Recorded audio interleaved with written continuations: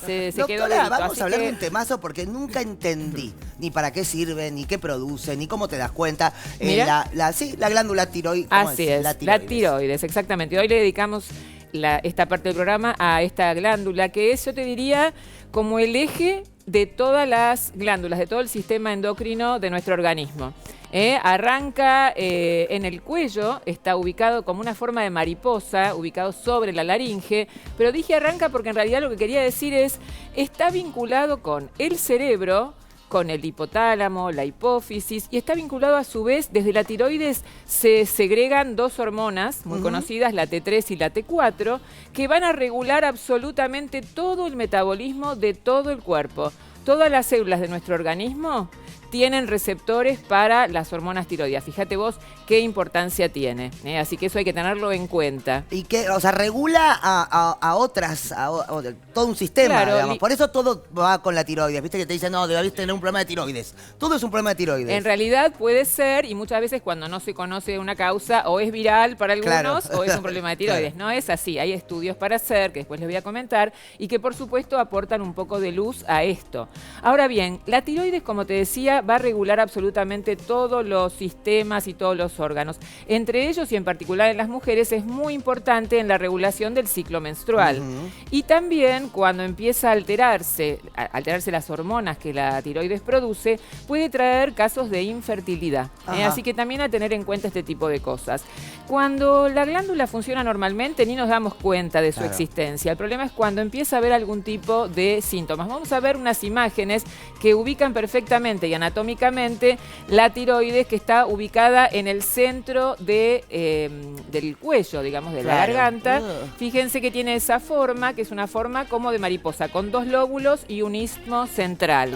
Seguimos con la siguiente foto. En nuestra edad adulta, ¿cuánto mide más o menos eso? Más o menos puede medir alrededor de unos 4 centímetros, una cosa así de ancho. Y por supuesto que se va a ver afectada en su tamaño si se altera su funcionalidad. Sigamos un poquitito con alguna foto más que les traje hoy, porque les quiero comentar que cuando empieza justamente esta especie de digamos, ciclo que hay o de relación entre cerebro, tiroides y todo el resto de los órganos, hay comunicados entre todos estos órganos, hay sustancias que van fluyendo y que van circulando por nuestra sangre, que son las hormonas. Porque justamente otra cosa que a veces uno no sabe y dice hormonas, sin saber de qué está hablando, las hormonas son en realidad sustancias que comunican, que llevan información, que van a llegar a los órganos, van a ser recibidas por ese receptor y van a generar algún tipo de cambio. Por eso les digo que es tan importante. Ahora bien, ¿qué ocurre cuando la glándula tiroides empieza a alterarse en su funcionamiento? Puede ser que empiece a funcionar y a producir mucha hormona, o todo lo contrario, que empiece a disminuir el nivel hormonal, y entonces en esos dos extremos de funcionamiento vamos a tener los famosos o hipertiroidismo. En esta imagen que les trajimos, en esta foto, van a ver que en el caso del hipotiroidismo, lo que sucede es que esta tiroides no está funcionando bien y está en baja, por eso hipo. Quiere decir que hay un metabolismo lento, puede haber obesidad, por justamente este metabolismo que no consume calorías, puede haber dolores articulares, dolores musculares, puede haber también casos de estreñimiento, también porque reduce el movimiento del peristaltismo intestinal, puede aumentar el colesterol y también puede haber problemas cognitivos. ¿Qué quiere decir problemas cognitivos? Problemas mentales, que la persona esté como adormecida. Ay, no, pobre. No, siempre con Cristian, pobre. Sí, no, obvio. No. De paso nos viene bien el ejemplo de Cristian, que no sería... No. ¿Por qué? Porque quiero decir que es más frecuente en las mujeres. Zafaste, Cristian. Es más frecuente en las mujeres, pero los hombres también lo padecen a partir de los 50, 60 años. Ok, ¿es más común en las mujeres por la cantidad de funcionamiento hormonal que tenemos en general? Porque digamos que nuestro sistema endocrino es más sensible a algunos cambios hormonales. Y en el caso del hipertiroidismo, que estaba también en la imagen anterior, lo que ocurre es que al aumentar estas hormonas que regulan tanto el metabolismo, puede haber taquicardia, nerviosismo. Ponemos de vuelta el gráfico de recién. Sí, igual les que voy contando, taquicardia, nerviosismo, sudoración, puede haber temblores por el exceso de hormonas tiroideas, hay mucho cansancio y por otro lado hay dificultad para dormir, es decir, es una persona que está... Posta. Y bueno, igual una vez al año chequeamos ¿Cómo es el chequeo? Claro, una vez al año, para cualquier persona que no tenga patologías inclusive, nos hacemos análisis de sangre. Entre los análisis de sangre siempre se piden las hormonas tiroideas, T3, T4 y TSH, que sería la que se libera desde la hipófisis. Con eso ya tenemos un panorama más claro de qué ocurre con el funcionamiento de nuestra tiroides. Aquí vemos otra imagen que está interesante porque es muy gráfica. En el caso del hipertiroidismo hay una enfermedad que se llama de Graves-Basedow o Basedow, como les guste más, en la cual hay exoftalmos. Los ojos es como que se abren y salen un poquito hacia afuera. ¿Por qué? Porque se deposita una sustancia grasa en la parte posterior del ojo y es característico. Por otro lado, el cuello se agranda, pueden aparecer nódulos y ¿a qué le tenemos que prestar atención en estos casos? Por ejemplo, si hay ronquera, ronquera persistente que no cambia, si los ojos empiezan a verse un poquito más agrandados, si hay visión borrosa, si no podemos dormir y no podemos a veces cerrar los ojos inclusive, todo esto puede estar hablando de que estamos ante un problema tiroideo. Lo que hay que descartar siempre en todos los casos es que pueda haber una evolución hacia el cáncer de tiroides. Así que a tener en cuenta, si bien el cáncer es, digamos, un cáncer bastante curable porque va muy lento, hay que tenerlo en cuenta. ¿Cómo hacemos el diagnóstico?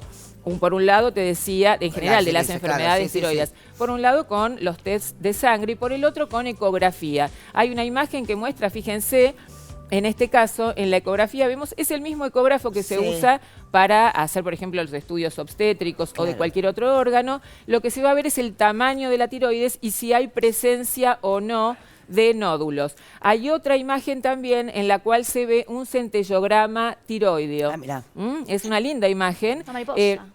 Una mariposa Claro, literal. tiene forma de mariposa. Lo que mide o lo que se dosa en estos casos, se inyecta una sustancia radiactiva para poder verla en justamente la pantalla. Por supuesto que son radiaciones que no hacen ningún tipo de daño. ¿No? Dani te quiere hacer una pregunta. Sí, porque hablábamos de los síntomas, ¿no? Sí. Pero ¿por qué se produce esa alteración en las glándulas? ¿En qué momento se genera y por qué motivo? Bueno, hay diversas causas. Una de las causas puede ser el estrés, como siempre, pero no solo el estrés cuando hablamos de nerviosismo o de ansiedad.